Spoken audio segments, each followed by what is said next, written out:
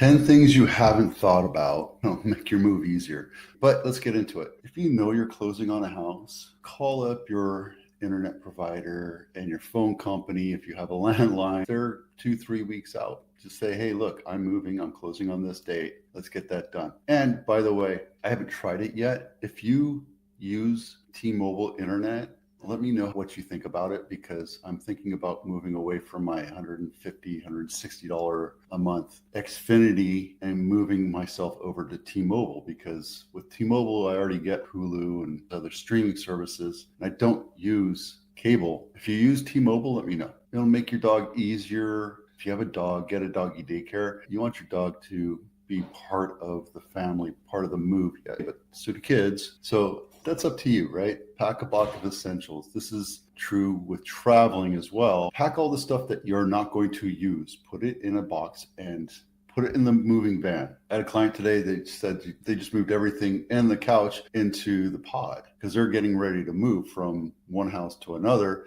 Don't forget your essentials: toothpaste, extra pairs of underwear, pants and shorts and shirts. Get extra shirts and shorts and etc. just in case you need them. The stuff that you know you're not going to use for the next 3 months, put them away. And by the way, when you're done moving, keep those boxes around. If you haven't touched that box in 2 or 3 years, maybe you don't need that box, whatever's inside of it. Think about the kids. If you have young kids, it's going to be upsetting to them moving away from their friends and their school and moving to another school. However, if you give them moving things, there's coloring books that you can get for moving, and they're on Amazon and eBay, and you can take a look at them. Cards, games, obviously the internet, right? Little PDAs. Do your due diligence when it comes to movers. I've heard horror stories of these smaller companies. They take all your stuff, hold it for ransom, all sorts of stuff. I always say, if you're going to use movers, use the nationally franchised ones. They're governed by the franchise. If they screw you over, you can go complain to them. If you use a small guy, you're not going to get any recourse whatsoever because there's no regulation in that industry. Sign up on Nextdoor, get to know your stuff. I don't like hearing people complain. I just put a new garage door opener in my house. Leave the clickers. All the documentation, everything you have, from the washers and dryer, appliance documents to solar lease, all the documents and all the keys go in one drawer to the left or right of the oven. That way it's easily accessible. Change your locks. We're supposed to leave all the keys. However, sometimes people don't. Sometimes they find it, and then sometimes people throw them away. So change the locks. It's not that expensive, and it's a valuable cost for peace of mind. When we move, I tell people it needs to be left in broom clean condition, but call a cleaning service. Have your house cleaned by a professional cleaner. Before we go on market, I typically have professional cleaners come through and clean the house, get it ready for showing, but then a month goes by and it needs to be cleaned again. Yes, you need to clean out the toilets, etc. If you don't replace the entire toilet, at least replace the seat. Make it at least somewhat yours. And find doctor, dentist, and all the other things. But that's what Nextdoor's for.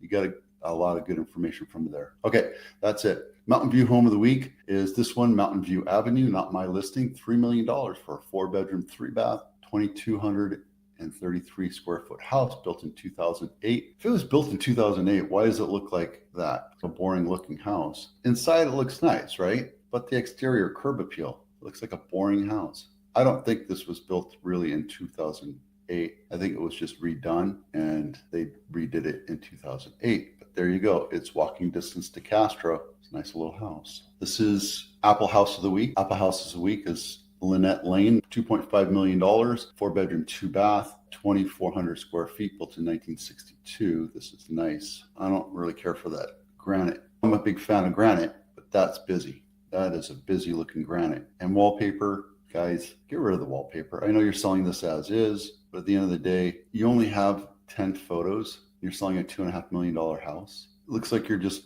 putting it up there. This looks like an as-is flipper special. I wouldn't be buying this house for $2.5 million.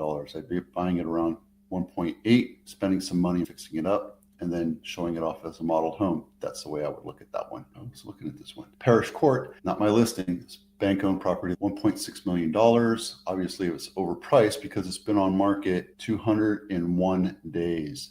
And this is over in Coyote Fontanelle. It's on the east side of 101. This is a nice little corner because you have walking trails, park, and close access to 101. You're going to get freeway sound, but that's why this one's not selling. It's $1.6 million for a home that needs to be painted at least. And there's that busy granite counter. At least they did a good job of staging it, but I have to assume that after 200 days, the staging's probably not there anymore. There you go. And thank you for putting the floor plan. You need to have the floor plan down. It's important, guys. You need to put a floor plan down so people that are on the internet can decide if this is a flow that they want, that they can be comfortable with. And this is a nice standard standard house. All right, 40 days on market report. We're leveling off right now at 240-ish, right? You see where it's leveling off right here? It's good. And the 90 days on market still staying pretty steady at 39, about 40 per week.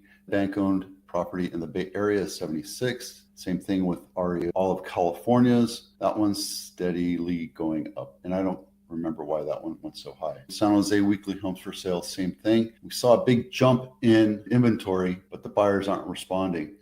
Buyers are still saying, yeah, I'll buy the house. That means they're being picky. They're being very aware of what they can buy for their money. Housing affordability is out the window. Interest rates are still exceedingly high. There's not a lot of competition. So buyers are being picky, as they should be. Is it a balanced market? We're getting close to it.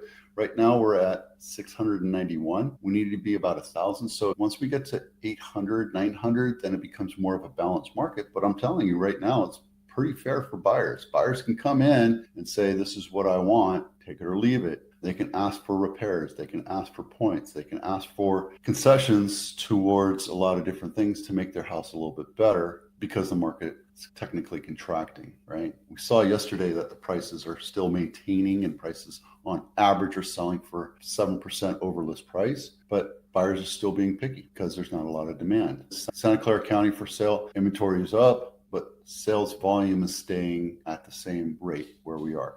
In January, it went down pretty bad, really slowed down, mostly because we've been suffering with the 7%